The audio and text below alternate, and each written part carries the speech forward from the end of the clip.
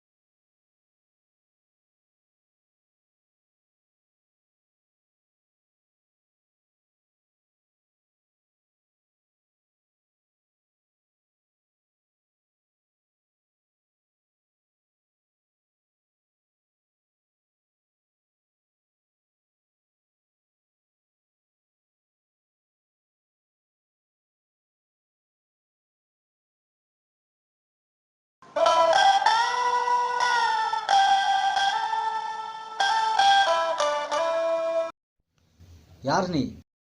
என் நிலைமை உனக்கு கிண்டலா இருக்குதா?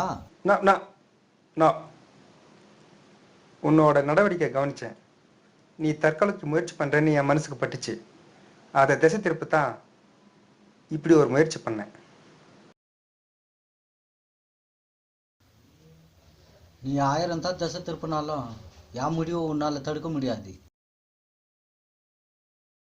வாஸ்தவம் தான். ஆனா கொஞ்சம் யோசனை பண்ணிப்பார். இந்த உடம்பும் உயிரும் கடவுளுக்கு சொந்தமானது. ஆனா தற்கொலை கடவுளுக்கு விரோதமானது. அடுத்தவனோட உயிரை எடுக்கிறதுக்கும் தான் உயிரை தானே எடுக்கிறதுக்கும் எந்த மனுஷனுக்கும் அதிகாரம் கிடையாது. இதை நீ புரிஞ்சுக்கணும்.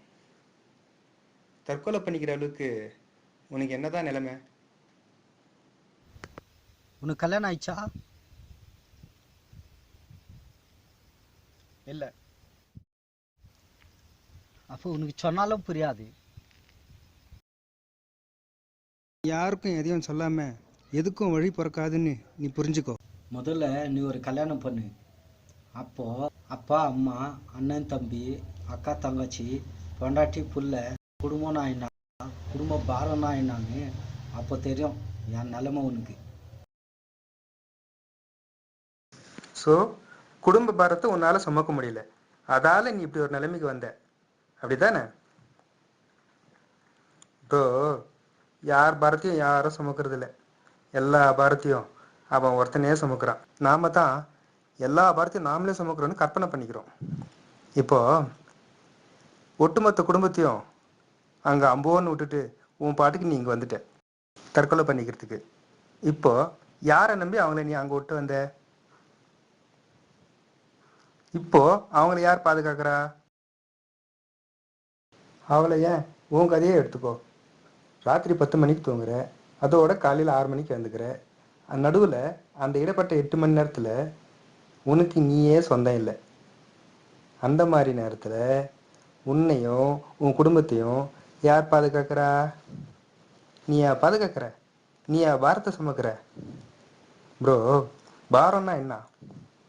கடவுள் நம்மளை அழகா அளவோடு படிச்சிருக்கான்.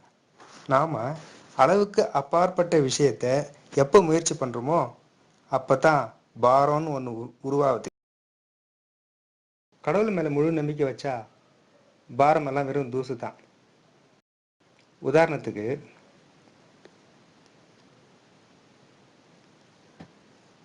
இந்த கல்லோட பாரம் எவ்வளோ இருக்கும்? ஒரு 2 kg வச்சுக்குவோம். அதாவது தெரியுது, அந்த பாறையோட பாரம் எவ்வளோ இருக்கும்? ஒரு 5 டன் இருக்குமா? சரி, இந்த ஒட்டுமொத்த மலையோட பாரம் எவ்வளோ இருக்கும்? ஒட்டுமொத்த பூமியில எத்தனையோ 1000 மலைகள் இருக்கு. அந்த மலைகளோட பாரம் எவ்வளோ இருக்கும்? ஒரு குடம் தண்ணி எவ்வளோ பாரம் இருக்கும்? அதை ஆற்றுல தான் மொண்டி எடுக்கிறோம். அப்போ அந்த ஆற்று தண்ணியோட பாரம் எவ்வளோ இருக்கும்? அந்த ஆறு கடலில் போய் சேருது. அப்படி சேரும்போது அந்த கடல் தண்ணியோட பாரம் எவ்வளோ இருக்கும்?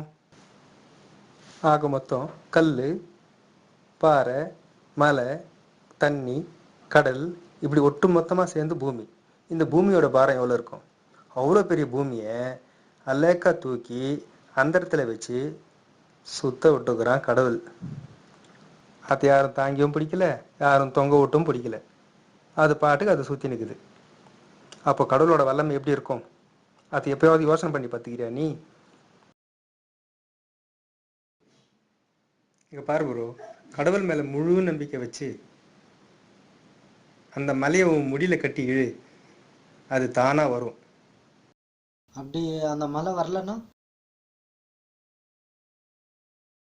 அப்படி வரலன்னா கடவுள் மேல முழு நம்பிக்கை உனக்கு இல்லைன்னு அர்த்தம். அதுக்கப்புறம் என்ன? அந்த மலை உன் தலையில இருக்கிற மயிரை இப்படின்னு போயிடும். ப்ரோ, கடவுளை நம்பு, நேராக வீட்டுக்கு போ. அங்கே போனதும் உன் நிலைமையெல்லாம் மாறி இருக்கும். நான் சொல்கிறத நம்பு, சரியா?